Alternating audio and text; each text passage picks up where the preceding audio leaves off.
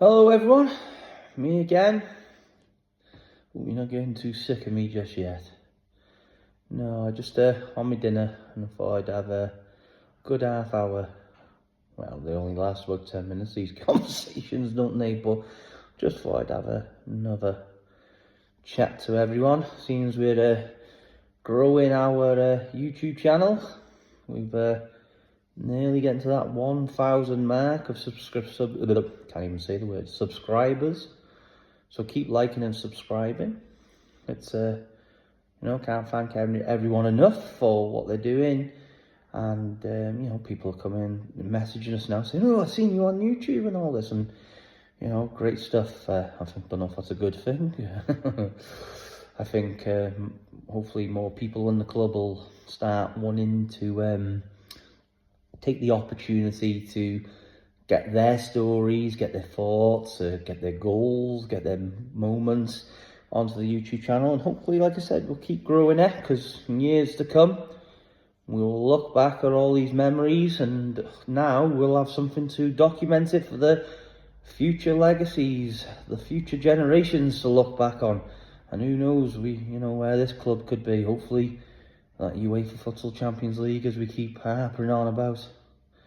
Hopefully we'll be back in the football system, trying to get up the Welsh football pyramid, as we mentioned on the last clip. But yeah, there's just Kyron played his football yesterday in the academy system. He conceded 2. Yeah, I think he could have done better on one of them, but he's only young. He's 14. It's part of learning. That Newtown side were a good side.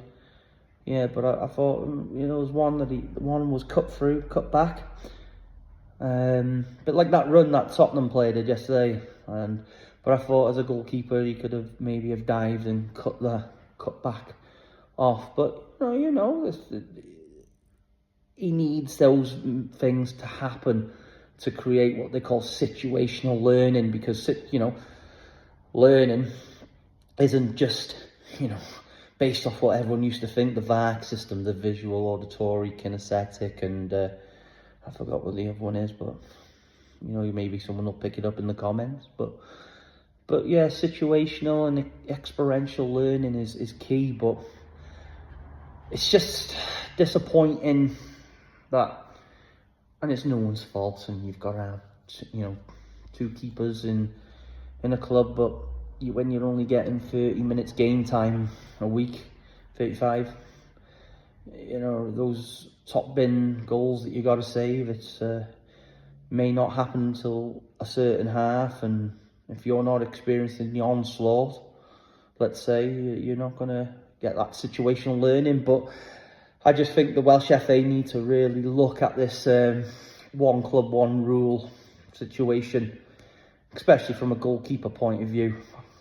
I understand the concept that, they want clubs to be that little bit more professional, having players retained to a club. I get it all, And I'm not against, not that I'm not against it, but most academies have 2 goalkeepers, and, goalkeeping is based off situation and experience. And if a goalkeeper's only getting 35 minutes a game, where does he get the other 35 from? If he can't go and obtain grassroots football, which what used to happen historically. So a bit about the Welsh system in youth.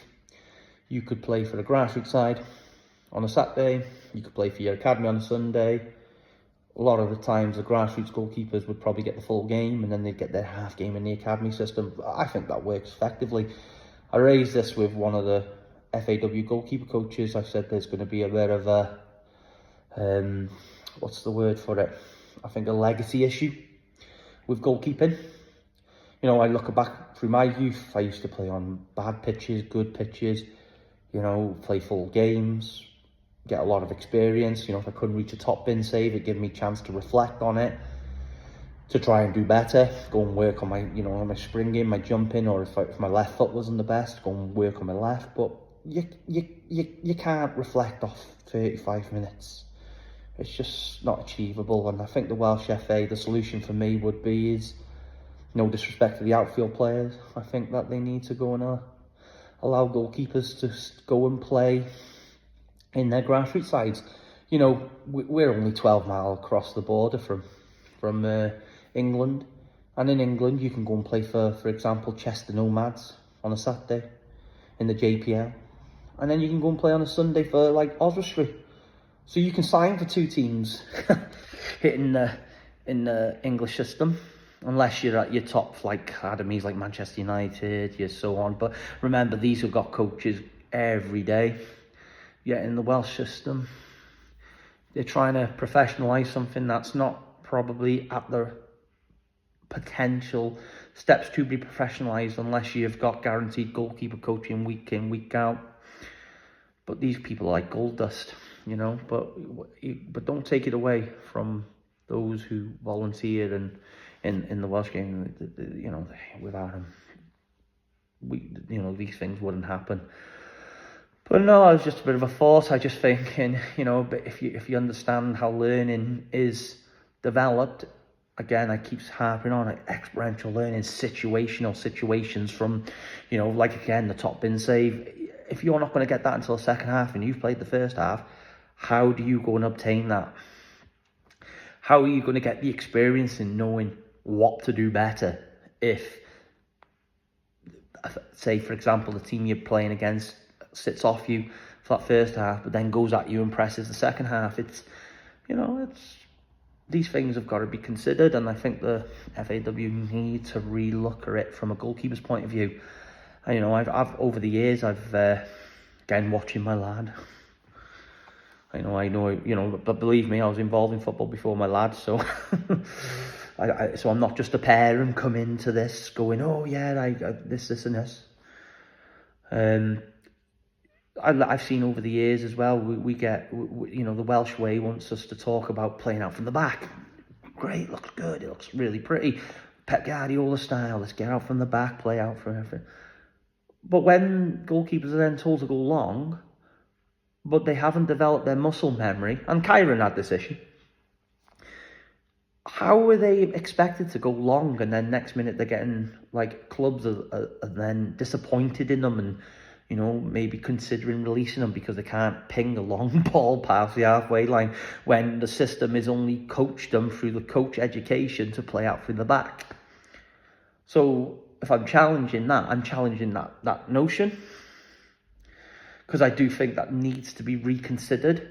There is times you've got to go and ping that long ball into pockets of areas in the channels and so on. But it's no good not expecting and wondering why a goalkeeper who can make fantastic saves, left, right, centre, come and press, keep teams down, but he can't ping long balls. And it's something that has to be worked on. I've gone to places like, when Kyron was at Stoke, on trial at Stoke, sorry. They were looking at keepers who can actually ping them, but I don't see that enough in the Welsh game or being encouraged. It's like, no, we'll keep playing out from the back. And I see some clubs who have got fantastic distributing goalkeepers from playing out from the back. But when they've got to go and ping that long ball on a pitch that's, caked in mud, which is what the Welsh game does have at the lower divisions, people wonder, well, why can't they ping long? And I think it's something that needs to be addressed, that we need to start educating coaches that we can't expect a goalkeeper to go and ping long balls if their muscle memory's not developed because they haven't trained it, because they've trained a certain way. I do believe there needs to be a realignment with allowing goalkeepers to go and play grassroots as well as, academy football if they're involved in the academy football. I think that needs to be addressed in Wales, in the Welsh football system. But again, these are my opinions. I'm not here to try. I want Welsh football to be better. I want goalkeepers to get better experiences, better opportunities. But so please don't, if you do watch this, don't think that I'm trying to cause a riot or anything like that. Sometimes when you put these things out on, on Twitter, historically what I used to do, and I put it out in words, people would want to challenge it because they think that I'm trying to be awkward. I'm not. I just want the best. But yeah, it's just some thoughts, and I thought I'd document it because someone might look at this and go, do you know what, I can see his point. Some may say, no, you're talking a load of cod wallop. I don't think I am, but you know, this is the beauty of life, isn't it? Everyone has opinions, and I've got my own opinions in that sense, you know. But yeah, and also while we're on it,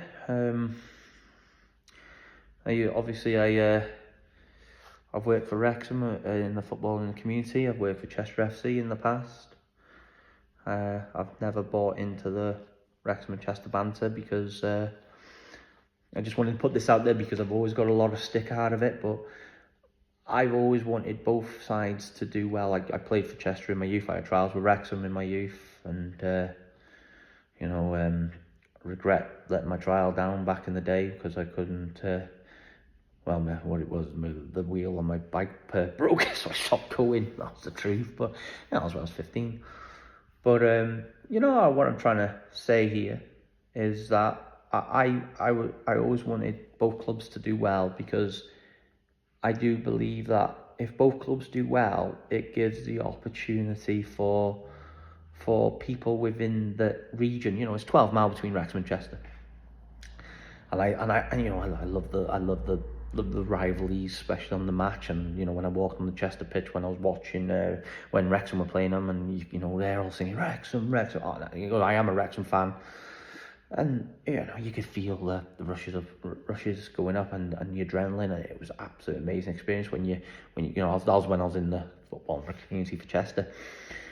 But I think that if both teams are doing well and they're both getting up there and so on, it's better for the community.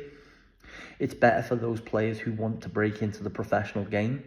It gives opportunity. Chester's got their academy. Wrexham have got their academy. I know that when I was in my youth, when I played for Chester's Centre of Excellence back then, it's when Terry Smith was their manager. Then people would get released by Wrexham and they go to Chester, and it kept their opportunity of trying to break into the game. There was people who went from Chester to Wrexham. One good example is a goalkeeper friend of mine who I think he got into the reserves or broke onto the bench at Wrexham. Danny Evans, great, scouted by the late John Reardon. He was a great guy, great goalkeeper, good friend still. And I worked with him when we were at Chester. But again, that was the opportunity. But the point I'm trying to make here is that if both clubs are doing well, it's better for the community. And that's why I like to see both clubs doing well, because people probably think that I'm a Chester fan. No, it's not just I'm a Chester fan. I'm a Wrexham fan more. But I just like seeing both teams doing well. Because it's the kids that benefit at the end of the day. And that's just my thought of the day, really, with that one. It's just nice to get my thoughts out for people to understand. But yeah, but if like I said, if both teams doing well, look at some of the players like Ian Rush started his career at Chester, went on to have a great career with Liverpool, Juventus, and ended up at Wrexham. I remember his debut against Reading. It brought 7,000 fans down to Wrexham that day to come and see him. I think he only scored in the Isle of Man competition that year. But look, Gary Bennett, psycho, what a player. Started at Chester, went to Wrexham. Great. Elliot Durrell, been both clubs. Blaine Hudson. These are players that have been at both clubs, but again, it's given them players opportunity for players to progress. So, yeah. Last one before I go, I've seen about the Exile clubs being invited into the Welsh League Cup. Interesting move. I'm a bit confused because people want to share this in the comments to help educate me. I always believed that Wrexham FC should still be in the Welsh Cup because it gave opportunity to the lesser clubs to go and get, for example, a little bit of gate receipt, from playing Wrexham FC and Cardiff and so on. But I was always under the impression after 1995 that Welsh clubs that were the exiles, for example, Merthyr, Colwyn Bay at the time, Cardiff, Newport, Swansea, if they won the Welsh Cup, which was, I think it was £25,000, so why you wouldn't want to enter to go and get the money as well, which would help sign a player like someone like Lee Trundle after winning it, for example. If anyone knows the history, signed from Real by Flinney, what a guy. But yeah, why would I was under the impression that they were stopped by the Welsh FA to go into Europe, but this new one has come out that they're exploring the opportunity for the exile clubs to play in the Nathaniel League Cup, where they would go and win that to get into Europe. Now I'm a bit confused. So if anyone's a historian in this, please tell me in the comments so I can understand it. But wouldn't it be great to see, like, for example, club that I managed, kept them up without a budget, Prestatyn Town versus Wrexham FC at Bastion, in the Nathaniel League Cup. That'd be great, wouldn't it? Imagine all the fans would be bouncing, seeing Wrexham coming down to Prestatyn, and you never know what could happen on a day. Obviously, I think Wrexham would win, but it's what football's about, isn't it? That's what really football's about, is those magical moments. And if they can get back into the European games, I only think it's good for the Welsh game, if I'm being honest with you, because the gate receipts would then give the clubs like your Prestatyns, like your Ballas and so on, that opportunity of raising more money and funds to push and raise their standards as well. So no, I'm all for that, if I'm being honest with you, and hopefully we could see one of the exile clubs, hopefully Wrexham, back in the into the European game sooner than we will. That we think that they will get there, basically. So what I'm trying to say is we don't have to wait another 2-3 years before Wrexham get into the hopefully, touch wood, into the English Premier League. So yeah, hopefully that does happen. But on that note, I want to thank everyone again for making our YouTube channel a success up to now. Please keep liking and subscribing. Please comment, and hopefully, one day we'll see FC United of Wrexham being brought back into the Welsh domestic system, and hopefully we keep harping on getting into that Champions League. But anyway, listen, have a great day. My dinner's over, and God bless, and over and out.